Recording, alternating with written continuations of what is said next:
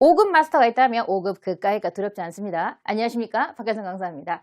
자, 오늘 여러분들과 함께 독해 2부분을 시작을 할 겁니다. 선생님이 OT에서 말을 했지만 독해 1 영역이 어려우니까 1부터 보고 2를 보는 것도 괜찮지만 독해 2부터 이제 독해를 시작하는 것도 나쁘지 않다고 생각했습니다. 자, 1을 보고 오신 분 혹은 독해를 2로 시작하신 분 만나서 반갑습니다. 자, 선생님과 함께 오늘은 독해 2의 기본 법칙을 볼 겁니다. 자, 그 말은 16강에서는 아마 변형 법칙이나 분명히 좀 어려운 문제를 접하게 될 거라는 건데요. 정확하게 맥을 찝으셨습니다. 자, 오늘은 선생님과 함께 기본 법칙부터 가보도록 할게요. 자, 오늘은 독해 이 부분에 대해서 출제 경향 한번 살펴봐야 되고요. 한번 쭉 훑어보고 저희가 문제를 풀어보는 한번 시간을 가져보도록 하겠습니다. 독해 이 파트는 여러분들 상당히 좀 한 3줄 혹은 4줄짜리의 아주 짧은 문장으로 이루어져 있습니다. 상대적으로 짧은 문장입니다. 자, 원문과 일치하는 내용을 고르는 겁니다. 따로 문제가 나오지 않아요. 그래서 위에 지문 나오고 밑에 A, B, C, D가 나오면 일치하는 내용, 그 다음에 이 본문이 원하는 바를 집어서 보시면 됩니다. 총 10문제로 구성되어 있고요. 자, 일반적으로 곱하기 2점을 하긴 하지만 약간 상대평가가 적용되기 때문에 점수가 약간 왔다 갔다 할 수 있다는 점 여러분들이 알아두셔야 됩니다. 그리고 여러분들 예전에는 막 그랬거든. 독해 2는 어떻게 풉니까? 시력으로 푸는 거야 말을 했거든요. 자, 이거 똑같은 글자 보이지? 그럼 정답이야 라고 풀었습니다. 요즘에는 약간 좀 시험이 좀 진화를 하고 있습니다. 진화해야죠. 그래야 여러분 실력이 또 느니까요. 예전에는 단어만 일치해도 정답이었다라면 이제는 해석을 꼭 하셔야 되고요. 그 다음에 가끔 답이 보이지 않습니다. 해석을 잘하거나 아니면 동의어나 반의어를 이용해서 풀어야 되는 문제가 나온다. 고로 시험은 어려워지고 있다라고 하는 걸 꼭 한번 기억하면 좋겠습니다. 됐죠? 자, 그러면 우리가 이걸 어떻게 대비를 해야 되느냐라고 한다라면 말씀드렸죠. 단어만 일치해도 되는 문제가 역시 있습니다. 그런 거 적당한 요령으로 풀면 되겠죠. 하지만 요령으로 가다간 절대 점수가 나오지 않습니다. 철저한 기본기 쌓는 연습하셔야 됩니다. 그래서 문제 풀 때는 약간 흐름상으로 보고 풀더라도 끝나고 나서의 여러분들의 그 남은 시간을 잘 해결하는 거 정말 중요합니다. 철저한 기본기 쌓는 거 해주시면 좋겠고요.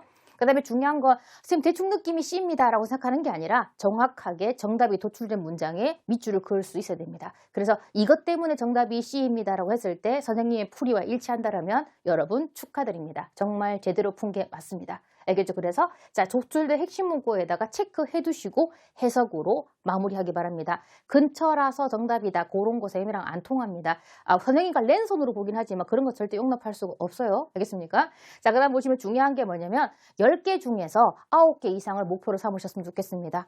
왜냐하면 독해 1 영역이 어렵고 그 다음에 나중에 독해 3 영역은 시간이 많이 걸리고 생각한다면 적정한 시간 내에 정확도를 가지고 여러분들에게 안전한 점수를 보장할 수 있는 것이 여기 독해 2파트고요. 독해 2파트가 9개, 10개를 맞아간다면 나도 모르게 독해 3과 독해 1의 성적도 올라가 있는 것을 발견할 수가 있거든요. 각각의 영역을 따로따로 공부한다기보다는 하다 보니까 성적이 느네라고 하는 게 사실은 저는 가장 바람직한 학습법이라고 생각합니다. 여러분도 그런 효과를 누렸으면 좋겠다고 생각돼요. 알겠죠? 자, 그러면 이제 본격적으로 들어가서 한번 볼 텐데 전략이 심플하죠.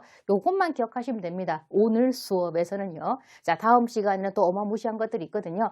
자, 여러분 상당히 심플하죠. 하지만 문제 풀 땐 심플하지 않을 겁니다. 첫 번째 문장에 승부를 걸 거고요. 혹은 마지막 문장에 승부를 걸 겁니다. 보통 문장이 3개로 구성되어 있는데 첫 번째 문장에 보통 이제 설명문 같은 경우는 첫 번째 문장에 주제가 나오니까 그것만 읽고 빠지면 돼요. 그 다음에 보통 중간에는 부연 설명이 달려 있거든요. 중간 문장 스킵하시고 맨 마지막을 보시게 되면 그 문장의 정답이 나오는 경우가 있습니다. 그래서 어떤 문장은 앞쪽, 어떤 문장은 뒤쪽에 핵심적인 내용이 있습니다. 그리고 앞과 뒤에 나오지 않는다라면 중간으로 들어가시면 되겠습니다. 자, 그리고 여러분들 선생님은 문장 보호를 이용해서 푸는 법을 상당히 좋아하는 편인데요. 쌍따옴표라는 게 있습니다. 쌍따옴표 인용할 때는 이런 표 아시죠? 여기서 한번 승부를 걸어보는 것도 꽤 괜찮은 전략인데요. 자, 쌍따옴표는 오늘 선생님이 약간 맛 보여주고 그 다음에 심화학습에 또 다른 문제를 풀 겁니다. 요거 잘 한번 기억하면 좋겠습니다. 나중에 쌍따옴표는 독해 시간에 나중에 선생님 또 기가 막히게 사용하는 방법이 있을 겁니다. 자, 선생님 수업을 들었는데 쌍따옴표를 모른다. 그거는 배신입니다. 알겠죠? 요거 한 번 더 가져가면 좋겠습니다. 자, 그럼 독해 1 영역을 볼 텐데 첫 번째 문장을 승부를 걸어보겠습니다. 선생님 독해 2 영역 2-1은 쉽다면서요. 상대적으로 쉽다 그랬지 쉽다고 말한 적은 없습니다. 알겠죠? 저는 거짓말을 하는 사람이 아닙니다. 알겠죠? 그래서 보시면 문자량이 어마무시하죠?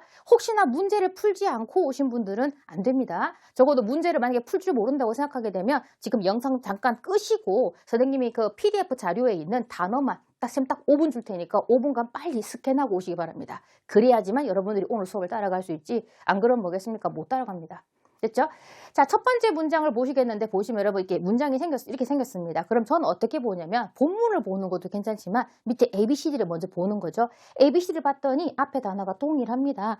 아, 다행입니다. 어차피 이 단어를 몰랐는데 이 단어랑 동일한 단어가 똑같이 나오거든요. 어머, 여기도 쌍따옴표가 있네요. 알겠습니까? 쌍따옴표가 엄청나게 많이 나옵니다. 자, 여러분 그러면 여러분들 이 단어를 몰랐는데 이 단어 몰라도 괜찮다는 얘기예요. 그러니까 넘어가셔도 됩니다. 이게 괜히 막 심장 떨려 하지 마시기 바랍니다. 자, 근데 여러분들 이렇게 앞머리가 동일한 문제는 보통 어떤 거냐면 이 단어 개념 설명에 정답이 나올 때가 많아요. HSK는 상당히 아는 척하고 싶어 하거든요. 뭐 너 이런 말 들어봤니? 알겠죠? 이런 말이라고 있어. 이런 느낌은 든다는 얘기죠. 그래서 이런 단어가 나오고 이렇게 앞머리가 동일하더라면 보통 첫 번째 문장에서 정답이 떨어질 확률이 한 7, 80% 이상이라고 생각하면 좋겠습니다. 자, 그럼 떨리는 마음으로 맞죠? 뭐다? 첫 번째 문장에서 끝내볼까요? 했더니 첫 번째 문장이 왜 이리 깁니까? 라는 생각이 듭니다. 자, 한번 볼 겁니다. 자, 여러분, 선생님이 괄호치기 전략에 대해서는 선생님이 영강의에서 기본 어순에서 어떻게 공부해드는지를 한 번 더 말씀드렸습니다. 혹시 강의 안 보고 오신 분들은 꼭 보고 오셔야 돼요. 자, 독해를 잘하는 방법은 자주 능률적으로, 상당히 효율적으로 스킵을 잘하는 방법입니다. 자, 보겠습니다. 로진, 자, 진이 찐텐 할 때 그러니까 오늘날 이렇게 되겠죠. 숭수당이라는 게 있습니다. 일단 모른 척 하시고 보겠습니다. 여러분, 시라고 나왔죠. 여기 보시면 뒷문을 보겠습니다. 자, 그럼 보시면 시, 자, 입니다가 나왔습니다. 자, 그럼 목적어 찾는 방법은 더를 찾아보시면 왕민이라고 나왔어요.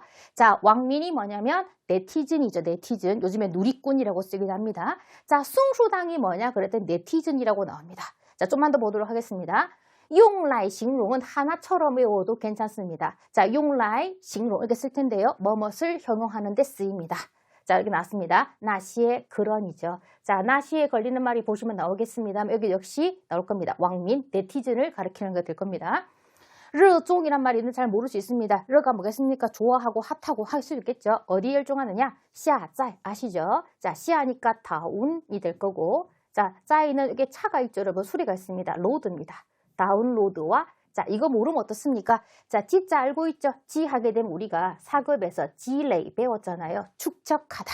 자, 그럼 뭐냐면 다운로드와 축적을 하네요. 각종 인터넷상에 있는 자원을 축적하는 것을 좋아한다라고 되어 있는데, 자, 여러분 여기까지 읽었어요. 어때요? 여기 소화할 수 있어요? 여기 뒷부분 더 소화할 수 있어요? 소화할 수 없죠? 잠깐 쉬어가겠습니다. 내가 소화할 수 없을 때는 잠깐 멈출 줄 알아야 돼요. 거기서 꾸역꾸역 넣으면 이제 탈나거든요. 자, 문장이 너무 길 때는 전체까지 읽지 마시고 살짝 잘라서 푸는 방법. 그러니까 우리 음악으로 치면 스타카토 방법으로 문제를 푸시면 좋아요. 그럼 잠깐 볼게요. 봤더니 자, 다운로드와 쌓는다라고 돼 있습니다. 인터넷 자원을 쌓는다고 돼 있으면 빨리 한번 스캔을 해본다는 것이죠. 자, 그럼 뭐가 되냐 보시면 이게 다운로드가 보이더라고요. 됐습니까? 다운로드가 보이고 다운로드가 보이네요. 됐습니까? 그럼 보겠습니다. 자, 그럼 일단 쭉 스캔하다 보니까 PC가 보인다 생각하게 되면 자, 요거는 享受라고 돼 있어요. 享受 누리다, 즐기다. 다운로드의 过程, 과정을 즐기는 사람, 즐긴다라고 나와 있고요. 자, 그 다음에 띵치, 정기적으로, 分享은, 자, 즐기다의 앞에 펀이 있었죠. 펀 자체가 뭐다? 나누다는 뜻이니까 공유하다. 나 혼자 보지 말고 같이 볼까? 이 느낌이죠. 뭘 공유한다? 다운로드 자원을 공유한다라고 되어 있습니다. 조금 더 살펴보도록 하겠습니다. 됐죠? 자, 그 다음 보세요. 삥. 삥은 게다가가 아니라 그리고. 자, 보세요. 지향이 나왔습니다. 자, 여러분, 지향이라는 글자가 중국에서 어떻게 많이 쓰인다? 지향은 바로 많이 쓰이고 있습니다. 자, 그러면 바자문이 나오잖아요. 해석하기 좋은 방법은 자, 동사의 뒤에 잘 쓰이는 결과보가 있습니다. 청, 쏘, 웨이라는 세 개의 글자가 있는데요. 여기 보시면 청이 보일 겁니다. 그리고 앞에 칸까지가 보이니까 자, 의미가 구분이 되죠. 자, 그러면 샤자의 꼬청이 보입니다. 그러면 다운로드 과정을 칸청 봅니다. 뭘로 보냐면 最大乐趣라고 되어 있죠. 가장 큰 즐거움으로 보는 네티즌이다라고 되어 있습니다. 여러분 여기서 끊어야 됩니다. 정답 나왔거든요. 다시 볼게요. 자, 다운로드 과정을 가장 큰 즐거움으로 본다라고 되어 있습니다. 자, 보시면 자, 다운로드 과정을 즐긴다. 정기적으로 다운로드 자원을 공유한다라고 했을 때 완전히 일치하는 문장은 정답은 B가 되는 걸 알 수가 있겠죠. 알겠습니까? 그럼 이 문장에서는 이 문장을 털고 나가면 됩니다. 근데 만약에 여러분 이 문장이 만약에 정답이 안 났으면 더 읽어야 됩니다. 왜냐면 여기서는 세상에 제일 무서운 말이죠. 붙고와 그런데 이 말이죠. 그래서 만약에 정답이 나왔다고 안 나왔다고 생각한다면 저 붙고가 있다면 저 뒤를 더 읽었어야 될 겁니다. 알겠습니까? 자, 여기서 보통 하고 넘어갈 텐데요. 여러분들은 수업 끝나고 나서 해석본 보시면서 반드시 해석을 하시면서 반드시 한 번 더 체크를 하셔야 됩니다. 알겠습니까? 이렇게 하고 넘어가 볼게요.